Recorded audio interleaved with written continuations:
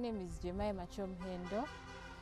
Mentorship to me is a pathway to an individual's personal growth and motivation for day-to-day life.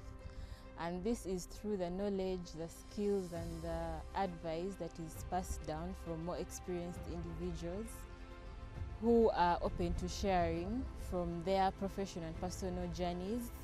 And I believe this helps to shape an individual's perspective of life and the decisions they take on.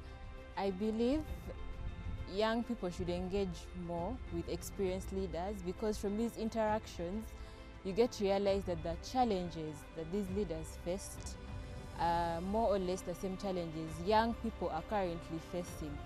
And so this helps to instill endurance, focus and determination.